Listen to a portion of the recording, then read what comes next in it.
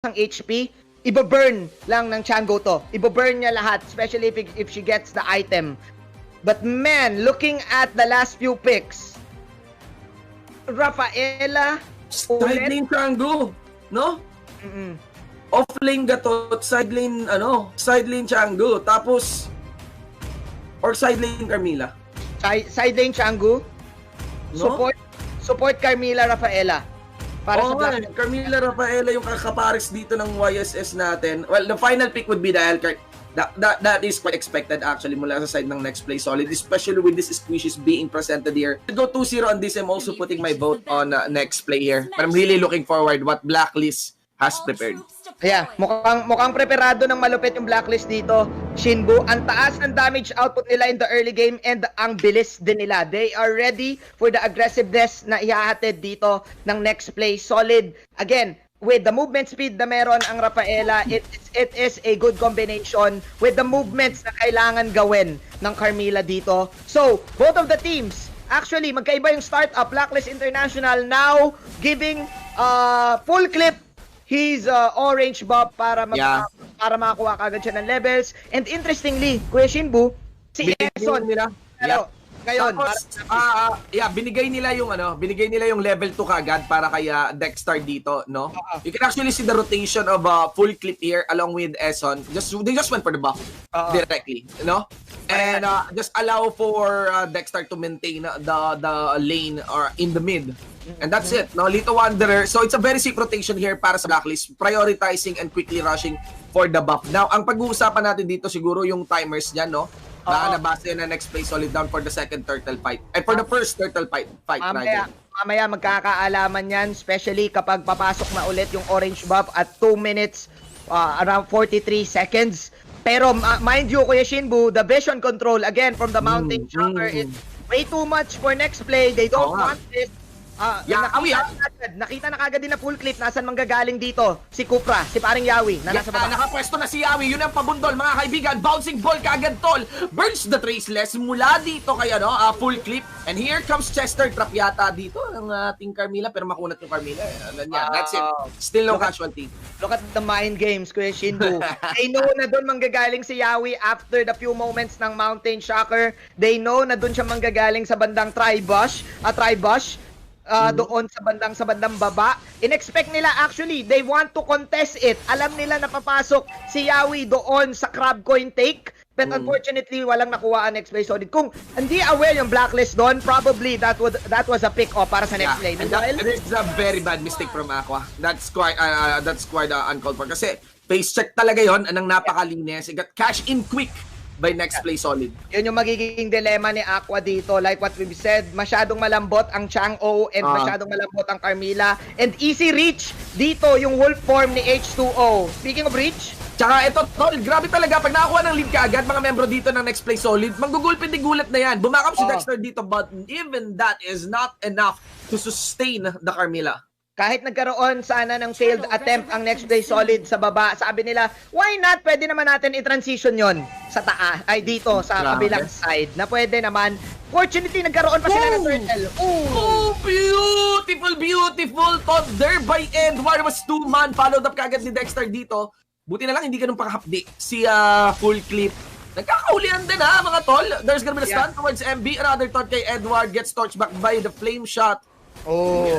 Ay, farm missiles pala. Farm missiles mula kay Xbox. Kailangan respetuhin dito na Next Play Solid yung combo ng Gatot Kacha and ng Carmilla. Paring Shindu, there you go. That is the Mountain Shocker again. Last Insanity na binurn din dito ni MB. Binati sila kaagad ng Meteor Shower. Next are gonna be going down. There goes for the Basim. Eso naman sa may pinakalikod. Masyadong malalim. That's it. 2-4 na in exchange for the turtle. Sabi dito ng Blacklist International, ayaw natin ibigay ang kahit anong objective sa Next Play Solid. But I think that was a worth trade para sa Next Play Solid. Bakit? Ayun, nakita nyo ngayon doon sa inyong mga screen. But before we talk about that, let's look at the Gillette instant replay. Masyadong malalim si Eson dito on boxing out. He did not expect again the damage right there, and mas naging worth it pa yon sa Next Play even though they didn't got the Turtle. They got kills, dalawa, and na-open up yung top lane. Mapapwersa ngayon ang ibang members ng Blacklist dito dumepensa sa top. And they could start cornering Aqua dito, pero buti na lang bintawang kagad din ni Aqua yung kanyang Meteor Shower. Aimed that for the minion wave. Dahil hindi nagdadodge yung minion wave. And makes it awkward for the dive dito ng NXP. Mataas ang clear actually dito ng Blacklist International because of this Chango pick. At sabi nila dito, Shinbu, sige, kailangan na rin natin gumalaw. May damage siya si full clip. Ay, na mag-isa si Yawi dito. Kaya ito nila. Alam nila mag-initiate si Yawi doon na medyo tasyado, mga tol. And now they might cash in their second turn for this game. MB does what he can to go for the wave clear. Last Insanity. Once again, malayo-layo pa naman yung minion wave. Para dito sa baba, ginagawa dito ng Blacklist International. Now they're overstaying there. Yeah. And every second counts sa laro. Actually, Kuya Shinbu, mas pinili nila mag-overstay kasi ayaw nilang mag-react sa ginagawa ng X-Play Solid. Si H2 at si Rene J ay nasa top lane, forcing Blacklist International to back off. Makikita mo yung risky na ginawang ultimate ni MB doon para takutin, para sindakin yung Blacklist. Pero sabi ng Blacklist, hindi nyo kami pwedeng sindakin. Kami ang maninindak. Ang taas ng movement speed namin, even though malambot kami bago pa kayo makalapit, pwedeng bawasan na kayo. And nagkakaroon na ngayon ng items. For sure, itong Blacklist International, Shinbu. Totoo yan. Maganda yung bagay na bawasan na kayo kasi alam mo yan, it makes the engagement awkward. Pero alam mo yan, when things go south for next play solid, titingin ka lang kay H2. Tapos kapag okay si H2, di ka mag-aalala. Predator strike na ginawa dito ni Chester ngayon. Tangent, papunta sa may turtle, yawing malalim. Pumompiang na lang para sa ultimate bago pa siya matuluyan. Nakagib si Eson dyan. Reposition dito mga membro ngayon ng Blacklist International. That's gonna be the 5-man ultimate ng ating Hellcurt. Sinecure na lamang yung turtle. Then, kaagad dito ni H2. Napakagandang bait mula kay Edward dito. Nagulo yung focus fire ng next play solid. Are they going to engage the turtle or not? That was a defensive feathered airstrike for Chester, which is actually, I think, Blacklist International won that trade. With that, nagkaroon na ng items ngayon. Ang Blacklist, glowing wand na dito si Aqua, even though siya yung unang namatay kanina, with the help din ng Mystery Shop. Shinbu, it seems like, sabi ng Blacklist International, ayaw naming magpadikta. Kami ang magdidikta ng laban. Kanina pa sumusubok ang next play dito ng mga pang-psycho nila all throughout the map.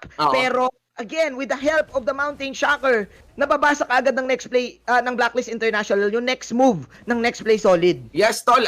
Things are getting even. Actually, I was thinking that next play has better control nung laro just by looking at H2. Pero si full clip, tol, hindi na siya shutdown. Hindi talaga. He's just playing fundamentally din. As in, napaka-basic lang. No high risk, no ansi plays. Yeah. Feeling ko, dito na magkakabatean yung mga bagong carries talaga sa MPL. Full clip tsaka H2, bantayan niya yan. Eson, niyayakap ni H2 dito.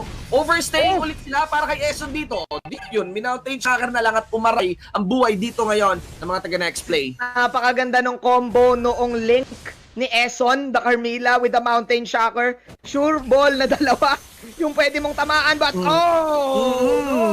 Ganda ng talo ni Rene J para lang to go on to the other side of that Meteor Shower. Meanwhile, members of Next Play Solid knows na wala nang panabumakap kay Dexter dito. Humabol ka agad si Paring Eson. Goes for full clip. Aba, nag-traceless si full clip dito. Baka yun na. Nako, nawala si H2, mga kaibigan. Ininom lahat ni Paring full clip. And welcome, tol. Parehas tayo bago dito sa MPL, no? And MB here goes for the last Insanity. Pero syempre, the dash pabalik and that's it. Without any carries here for next play, they have to take a breather. Wow. Yung uhaw na uhaw sa team fight, sana yung next play. At ayun, pinainom siya. Sabi dito ng Blacklist International, uhaw ka ba? Eto, ibibigay ko to sa'yo. I just want to commend the combo ngayon dito, Shinbu, ng Yishon Shin at ng Rafaela. Yishon Shin has this mechanic na kailangan mong i-switch yung weapon mo. So with the extra movement speed na meron ka, hindi mo kailangan mag-traceless in. No, may ganun kang pwedeng gawin. Lalapit ka na lang. Lalapit ka na lang. That's tapos, why glaive mode ka na, di ba? Nagkakaroon ngayon si Full Clip ng opportunity to proc the crits. Kaya nagmumukhang malambot pa rin si Yawi dito and si si Paring MB. So with this, Blacklist International, what they need to do right now is to discipline themselves, find the right positions. Again, they have the vision and wag lang sila maunahan na parang ganito. Pero kailangan bantayan pa rin ha. Alam natin kung gaano kalakas manggulang ng next play dito. Pag nahuli talaga si Full Clip, tapos na. Pero kita mo naman si Stars ang ginawa dito ni Aqua. Grabe naman. Tubigin pala yung laro natin. H2 tsaka Aqua, man. Nakakauhaw talaga. Wow. Parang kakapihan ko na eh. Parang nga eh. Parang mamaya, parang pangkapihan itong laban Pagkapihan natin. no? Ay, nako, tol. Alam mo, hindi na uso yung I love you ngayon. Alam mo ba yun, tol? Ano na ba uso ngayon, Kuya Shinbu? Gusto mo ng kape? Ang sarap pakinggan. Sarap pakinggan, tol. Abangan nyo na pag sinabihan kayo ng ganyan. Ng kape. Uy, so dito, syempre pinasimulan. Fender Airstrike or Ready Bendorn. Here comes Renny J. Targeting full clip. Makita sana yun. Full clip in third personal. Nakita siya ni MB. Pumasok si H2 and that's it. Welcome back, tol. Welcome din. At dito si H2 went for the tower dive. Dance around. Lycan pounds palayo. Goes for the human form. Hinabol ni Edward doon. At yun, nakatakas din. Parehas lang tayo ditong baguhan. Tingnan natin kung sinong mas uhaw. Oh, my H2, that was clutch! From the line out rounds, I think yun yung pwedeng maging advantage ng isang farm na hero ni H2 dahil he has the opportunity to dodge out a traceless shot, to dodge out a flood, the second skill na meron ng Ishon Shin, the Roger's capability to do that with the crits. Let's look at the Gillette. Not to mention the Lycan pounds. Easy access talaga eh sa hero eh. Pag sinilip mo dito sa ating Gillette Instant Replay. Yep. Ayan, H2. There you go. The Lycan pounds to the normal hits. Question Bo. So with that, na-reset yung laban dito. This is next play solid. Sabi nila na, natalo tayo kanina sa early game. Natatalo tayo. Pero try natin sila i-outplay. And dito naman titest ngayon, yung pinag-uusapan natin kanina, Shinbu, na chemistry ng next play solid. Paano sila pagdating sa outplay mechanic? Diba? Ganda ng series, tol. Dalawang tore, magkaparehas pa. Magkaparehas pa kung saan nabasag. Ladies and gentlemen, Eason once again, lagi na lang siya nakakasukap ng damage, pero siguro matutuluyan na. Dexter na hindi ka agad nakabaka. Feathered airstrike na lang dyan. For the back! Ako hindi pala back! Sugod! Sabi dito ni Edward! Aqua Auto nasaan? Palamig ka muna mga kaibigan! Full clip naman! Kapiraman and break the code into the face! Here of next play! They get to take in Yawi and Chester in exchange for Eason.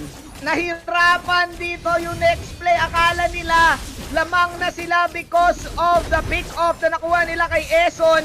Pero kaya nga siya may esports sa pangalan niya dahil doon sa bait. Pinasarap lang pala ni Eason. Paring Shinbu. Grabe mambay talaga si Eason eh, no? Eason Esports. Tsaka, kidding aside, I mean, Blacklist International has very good range talaga. Ang layo ng nararating nung skills nila. Meron sa gilid, meron sa harap, meron sa taas. Daming pwedeng iba to sa'yo. May blood floods, di ba? May meteor shower. Yes. Tapos yung Gatot Kacha, ultimate, ang ganda ng avatar of Guardian ha. Akala ko parang hindi sila sync, pero yung pala planado naman. Planado naman. Actually, kung hindi ganun kataas yung range nila, Shinbu, wala silang makukuha doon. We all thought na mag-isa lang si Edward na pumasok doon. Kala natin, mag-isa lang siya, baka malugi na pala. Pero hindi. From the side, sabi dito ni Aqua, look at this. Look at this. Peter shower to the face. Tignan natin ngayon ha. Ito na nga ba, hindi lang si Full Clip, bantayan nyo rin si Aqua. Child Prodigy din to, Cartoon Heroes, mga kaibigan. Hindi na pinalabas ng base, kinarolingan na yung next play dito. And eto, kakaibang play ngayon, mula kay Renny J, waiting for someone to rotate for the purple buff. Pero I think ito na lang, dinenay na lang ni Renny J yung purple buff. Yes. He knows na kung alam nila kung nasaan yung Hellcurt, that's more awkward for him. So, now he's going sneaky for the backline. Shin, actually, I think dito na nag-switch bigla yung next play solid. Bago nangyari yung team fight kanina na nanalo yung Blacklist International, next play solid was doing the next play solid, Renny J, gilid ka lang, tapos kapag ginoo ka, papasok kami. Trinay nilang gawin yon. Naligaw actually ng onte yung Blacklist International kasi hindi nila alam nasan si Renny J kanina, no? Sinigis na nila eh kasi again binabantayan nila yung side lanes nila. And Hellcurt can pull off a miracle side lane push. Meron siya ditong high and dry, meron siyang petrify. Kaya niyang pumatay agad kahit sino pa dito sa Blacklist except for Edward. So ating mga manonood gusto ko lang emphasize sa inyo kung gaano kagit-gitan yung laban ngayon mga tol. Hindi lang po ang nagsasakalan si Full Clip tsaka si Full Clip tsaka si H2. Nagsasakalan din si Aqua tsaka si Renny J. I cannot but feel na si Renny J mainit na dugo niyan kay Aqua. Oo nga. Feeling ko kasi side lane parehas and without doubt if you want to kill the Chang'e, wala iba. Use your assassin. Kailangan talaga niyang makapasok dito ng maganda. Aqua is doing the best he can to position himself right. Aware si Aqua dito kapag nahuli siya ng Petrify, pwedeng end na ng buhay niya. Oo, Kaya man. Grabe, kahit si Edward para aray na rin mga kaibigan, pero ang bilis ng follow-up talaga ng Blacklist International. Look at the cut dito ni Rene J. Man. Tamang ano na lang. Tama, just Rene J thing. This is the Rene J thing. Tamang dugas lang. Sabi dito ni MB when I talk to him, Rene J's playstyle talaga is interesting kasi hindi mo to mababasa. Wow. Ay, iba eh. Parang minsan nagti-TikTok siya sa gilid eh. Habang naglalaro ng Hellcurt eh. Meron nga tayong tawag kay Rene J, di ba? Si Rene J Potato eh. Rene diba? J, ang bagong bomba Oo, ng generasyon. The most explosive ML player. player. At away doon, yung next play solid na ganun ka-explosive si Rene J. At pag sumabog na si Rene J, sasabog din yung mga teammates niya. Pero sabi kasi ng Blacklist International, Ayun na. ayun na, meron kaming pan-diffuse. Oo, tsaka nagbatian na si Aqua tsaka si Rene J. Hello! Alam nila sila talaga yung magtutuos dyan. Oo, magkaiba playstyle no? Mage, side lane. Oo, tapos Hellcurt. But look at this Again, this is the inhibitor turret push na ng Blacklist International. They have the YouTube chin. Pero clearly, ito na po yung phase talaga ng game na meron ka parang another lifeline, the inhibitor turret push. Of course, lagpas na rin na tayo ng 12-minute mark. We get the Luminous Lord in. Yeah. And, ilalaban na next play. Hindi na po ibibigay. Kailangan nilang ilaban to kasi pag hindi nila nilaban tong Lord take na to, may hirapan yung side lane push ni Rene J na doon sila ngayon nagli-lean forward to. Parang tingnan mo si Rene J. Mahanap, hindi siya nagpapakita. Ayaw nila mag-initiate eh. Di nila alam nasan si Rene J eh. Di nila alam. Pwede na tumalon si Edward pero ayaw niya. Hindi talaga nila alam asan si Rene J. Doon nakakabaliw ngayon si Rene J. That is the story of the night. Nasan si Rene J? Open! Ako the most explosive! Oh my God! Diba? Rene J things. The reactions of full clip, nakita mo kanina yung ginawa niya bago siya mag-second skill, yung bago siya mag-throw ng arrow, bumilip muna siya doon sa bush. He was expecting someone. Sixth sense mula dito kay full clip. Yeah, and that's the problem. Alam nila na wala na si Rene J. Ni-reveal na yung pwesto niya, inilaban. Doon nagkaroon ng problema ngayon dyan. Wow. And this is a minion wave, an artillery minion that they can actually juggle in taking the inhibitor turret push. Wow. At kapag tinamaan pa, nagkadalan, dito matalo na ni Rene J. Baka tapos na yung laro. Hindi talaga nila si Rene J. That's it. That's the